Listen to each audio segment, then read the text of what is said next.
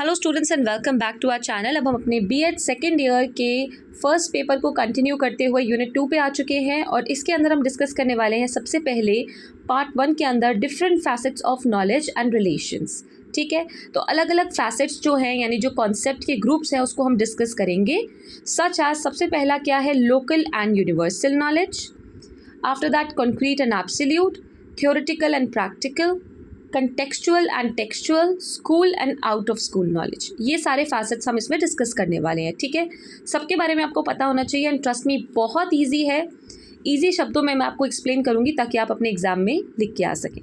ठीक है, स्टार्ट करते हैं यूनिवर्सल एंड आपके लोकल नॉलेज से। तो लोकल नॉलेज क्या होती है? It refers to the unique, culture specific and context dependent information, skills, practices that are acquired and transmitted within a particular geographical location। यानी कि जो आपके होता है ना लोकल मतलब लेवल पे, जैसे अगर आप एक हिमाचल में रह रहे हो तो वहाँ का जो फोक, वहाँ की जो लोकल चीज़ें आपके अंदर आएंगी, यूनिक कल्चर स्पेसिफिक चीज़ें जो आप में आएंगी, है ना, स्किल्स, इंफॉर्मेशन, प्रैक्टिस, वो आपकी लोकल नॉलेज होगी। ये एक जोग्राफिकल लोकेशन के अंदर, एक कम्युनिटी, समुदाय के अंदर ही ट्रांसफ़र होती है।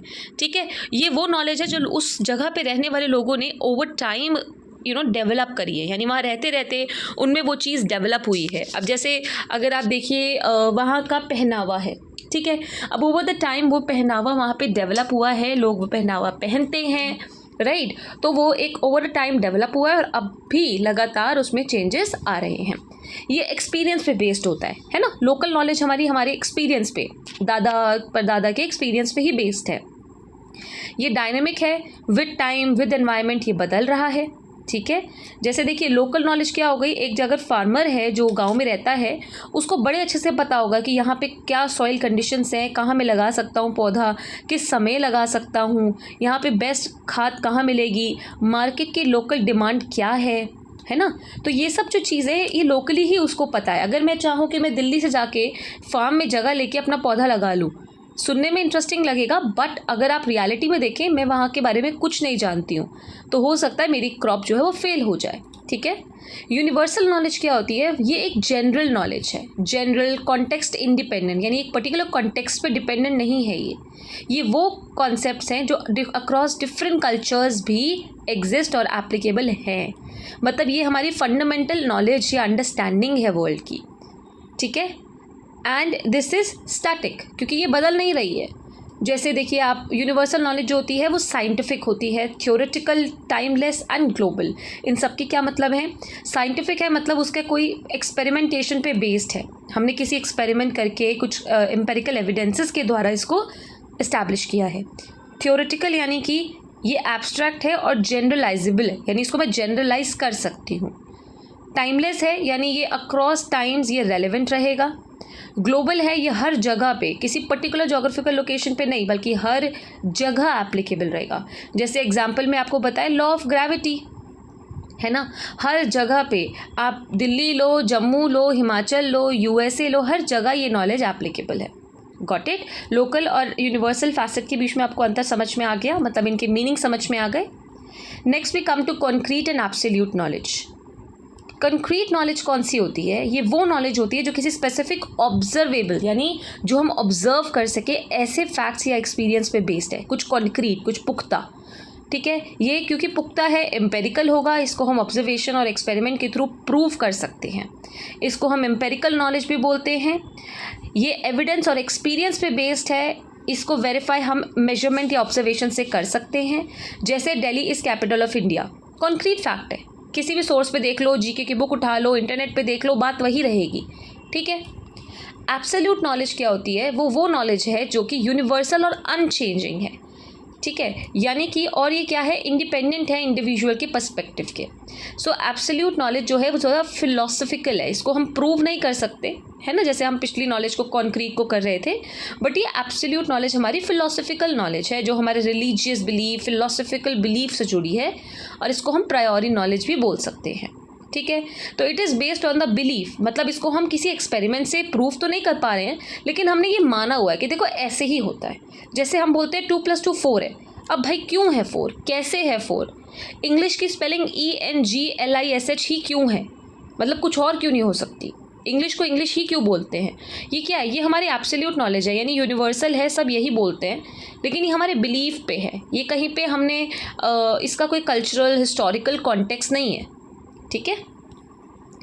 नेक्स्ट हम बात करेंगे कंटेक्चुअल एंड टेक्सचुअल की। तो कंटेक्चुअल नॉलेज कौन सी होती है? How to apply knowledge in a specific context, यानी कैसे हम ज्ञान को, नॉलेज को एक स्पेसिफिक कॉन्टेक्स्ट में लगा सकते हैं, कहाँ लगा सकते हैं, कैसे लगा सकते हैं, ठीक है।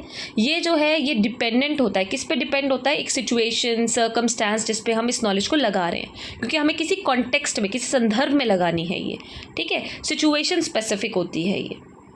देन कंटेक्चुअल नॉलेज जो है वो एक्सटर्नल फोर्सेस पे डिपेंड करेगी ऑब्वियसली, क्योंकि हमको कोई एक पर्टिकुलर चीज़ पे ही उस नॉलेज को लगाना है और इसका हमें इंटरप्रिटेशन और इन्फ्रेंस करना पड़ता है। जबकि टेक्सचुअल नॉलेज क्या होती है? वो नॉलेज है जो किताबों में लिखी या छपी हुई है, जैसे बुक्स में, आर्टिकल्स में, डॉक्यूमेंट्स में। इसको बहुत क्लियरली और डायरेक्टली लिखा होता है टेक्स्ट के अंदर, है ना।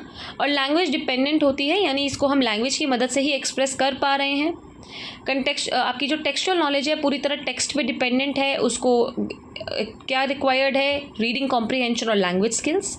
जैसे अगर हम केक की रेसिपी देख रहे हैं तो ये एक टेक्सचुअल नॉलेज हुई, है ना। सब उसमें लिखा है कि कैसे कैसे करना है, कितना कितना डालना है, तो ये टेक्सचुअल नॉलेज हुई।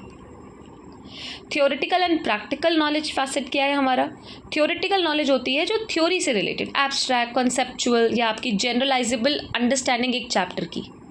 मतलब आप जब किसी कॉन्सेप्ट या प्रिंसिपल की थ्योरी समझते हो, उसको पढ़ते हो, टिपिकली इसको पढ़ लिख के एकेडमिक रिसर्च करके हम थ्योरी निकालते हैं, नई थ्योरीज निकालते हैं अपनी थियोरेटिकल नॉलेज से, ठीक है। और ये जो है it can be developed and discussed over extended periods. कभी तो इसको सालों साल लग जाते हैं, जैसे पीएचडी करके लोग कुछ थ्योरेटिकल नॉलेज लाते हैं ना, वो चीज़, नई थ्योरी निकाल रहे हैं। जबकि प्रैक्टिकल क्या होती है? रियल वर्ल्ड एक्सपीरियंस और एप्लीकेशन पे डिपेंडेंट होती है। इसमें ज़्यादा फोकस हमारा थ्योरी या फिलॉसफी पढ़ने पे नहीं, बल्कि एक्सपेरिमेंट और एक्सपीरियंसेस पे होता है। रियल लाइफ प्रॉब्लम को सॉल्व करने और प्रैक्टिकल सोल्यूशन पे आने में हेल्प करता है ये, ठीक है। और इमीडिएट एप्लीकेशन हो जाती है प्रॉब्लम को सॉल्व करने में। लास्ट हमारा है school and out of school. School knowledge वो होती है बच्चों जो फॉर्मल हो, सिस्टमैटिक हो, इंस्टीट्यूशनल हो और स्कूल के सेटअप में हमको मिले। स्कूल्स, यूनिवर्सिटी, कॉलेजेस, ये फॉर्मल होती है। ऑब्वियसली प्रॉपर सिलेबस होगा, प्रॉपर टर्म्स होंगे, सिस्टमैटिक वे में, लॉजिकल और सीक्वेंशियल मैनर में हमको दी जाएगी। इसमें हमको सर्टिफिकेशंस भी मिलते हैं, प्रॉपरली इंस्टीट्यूशनलाइज्ड होता है, ठीक है। जैसे आप अपने स्कूल में कोई भी सब्जेक्ट पढ़ रहे हो या चीज़ पढ़ रहे हो। आउट ऑफ स्कूल इनफॉर्मल हो गई, सेल्फ डायरेक्टेड लर्निंग हो गई, क्योंकि वो स्कूल के सेटअप के बाहर होती हैं, ठीक है।